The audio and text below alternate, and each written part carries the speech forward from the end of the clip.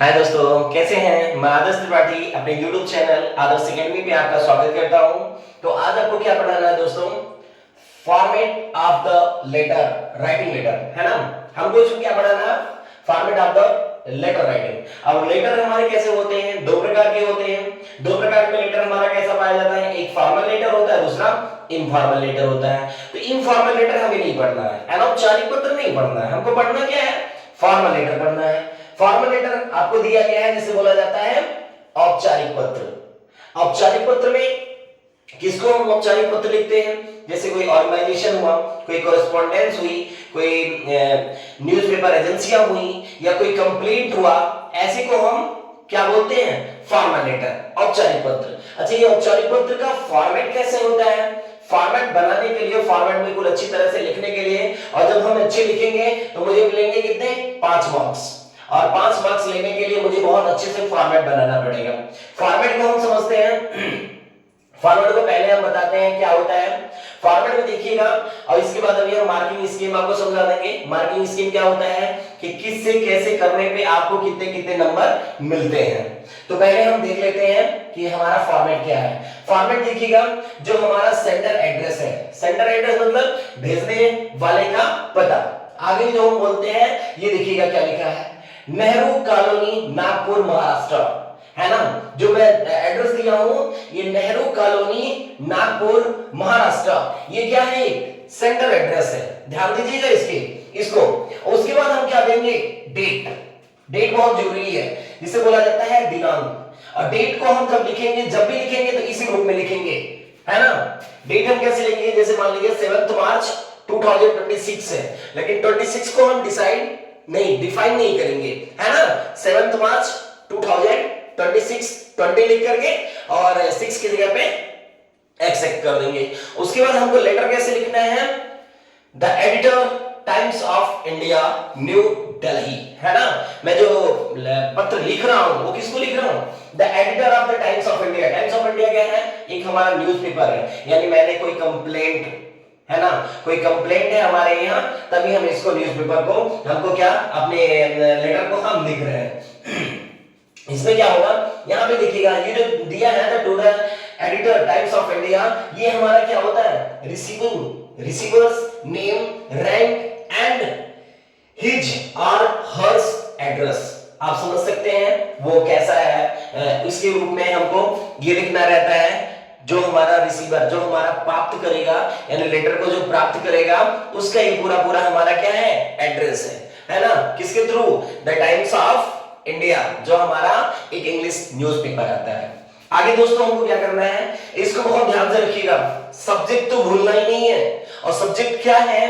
Concern over online teaching. जो आज के दौर में सबसे ज्यादा ऑनलाइन टीचिंग बढ़ रही है, ऑनलाइन पढ़ाई बढ़ रही है, उसके बारे में मुझे कंसर्न करना है। देखिए इसमें क्या बताता है, indicate the themes of letter here.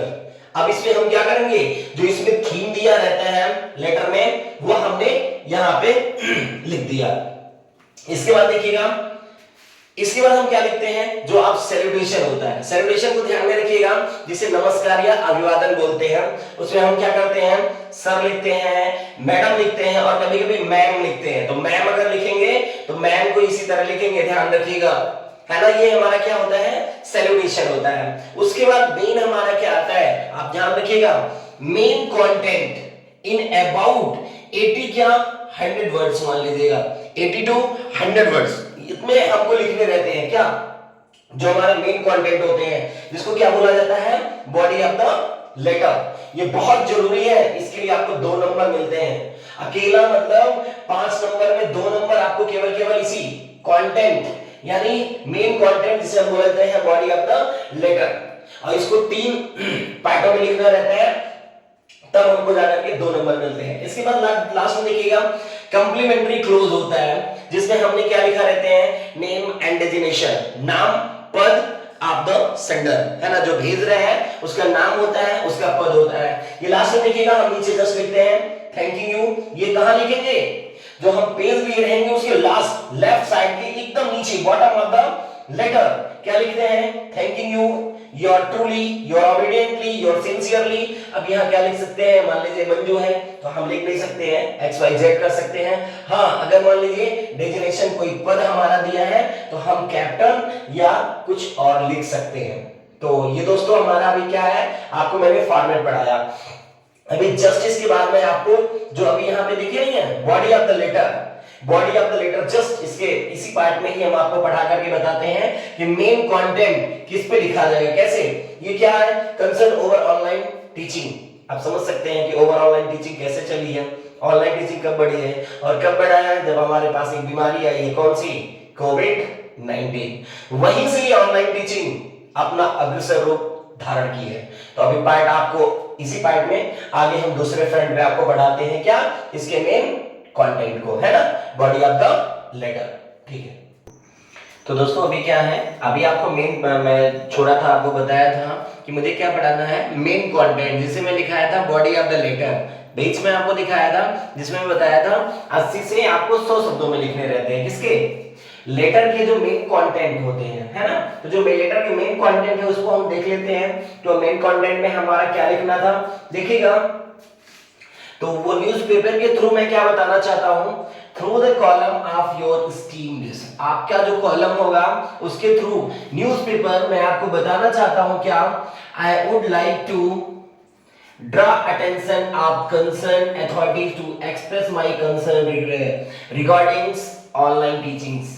मैं आपके न्यूज़पेपर के थ्रू मैं इस बच्चों को कंसर्न कराना चाहता हूं कि जो आज की बढ़ती मांग चल रही है क्या, ऑनलाइन लर्निंग की, ऑनलाइन टीचिंग की, ये कितना बढ़ रही है बच्चों को, इसके हम न्यूज़पेपर के थ्रू कर बताना चाहता हूं।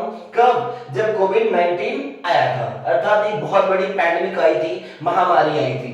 तो उसके सिचुएशन देखिएगा, फिर क्या बताता है नीचे, विद द कोविड-19, है ना, कोविड-19 जब आता है, pandemic effective all the world's different areas, पूरी दुनिया भिन्न भिन्न भागों में इससे प्रभावित थी। नीचे क्या बताता है, last the online take of most hit in the education sector. ये जो ऑनलाइन लर्निंग थी, ऑनलाइन टीचिंग थी, एक अपना जो एजुकेशन शिक्षा विभाग ने बहुत लंबा अपना भाग बना ली थी, है ना, बहुत लंबा क्षेत्र बना ली थी। फिर क्या बताता है, बना ली कब, जब कोविड-19 आया, द पैंडेमिक फोर्स्ड, अच्छा, to the faster than acceptance online teaching learning method to sustain the learning, है ना, क्योंकि हमारे इस शिक्षा को बरकरार रखे। जो ऑनलाइन थी कब, जब हमारी कोविड-19 हमारे यहाँ चल रही थी, तो बच्चों का भाई स्कूल बंद थे, इंस्टीट्यूट बंद थे, तो बच्चे पढ़ेंगे कहाँ। तो ऐसी एक नई सुविधा लाई गई जिससे बच्चे घर रह करके क्या कर सके, पढ़ाई कर सके, अपने आप को खुद क्या करके, आइसोलेट करके, अकेलेपन में रख करके, जिससे उनकी पढ़ाई प्रभावित ना हो। नीचे देखिएगा फिर क्या बताता है, online learning teaching was acceptance all type of school and institute. सारे, पूरे भारत नहीं पूरी दुनिया में हर प्रकार के स्कूल और इंस्टीट्यूट ने ऑनलाइन लर्निंग, ऑनलाइन टीचिंग शुरू कर दी। फिर क्या बताता है, online learning from school to promote isolation. Online learning क्या दी कि प्रमोट, बढ़ावा दी थी किसको, आइसोलेशन, बच्चे को, कि बच्चा आइसोलेट रह करके अपने घर पे आराम से बेड पे पढ़ाई कर सकता है, जो भी उसका सिलेबस है। As a result the children make almost no friends. इसका प्रमाण ये हुआ कि बच्चों के पास मित्र नहीं रहे, और हमारी इसी मित्रता से, हमारी दोस्ती यारी से, हमारे हाथ मिलाने से, हमारे आसपास के रहने से हमारी कोविड-19 बढ़ रही थी, और पूरी दुनिया में एक महामारी, बहुत सारे लोगों का डेथ हो रहा था। इसको ध्यान में रख करके अब फिर क्या होता है, आई होप, मैं आशा करता हूं, all of us understood that the need of maintain the balance and the make to sure। मैं आशा करता हूं कि आप लोग समझ चुके होंगे इस कॉलम के थ्रू। और मेंटेन बैलेंस मतलब हमारा जो मेंटेन करेंगे, बैलेंस बरकरार रखा जाएगा। टू मेक श्योर, मैं निश्चित हूं, दैट आवर यंग माइंड्स, जो हमारी युवा पीढ़ी का दिमाग है, एंजॉय देयर इनोसेंट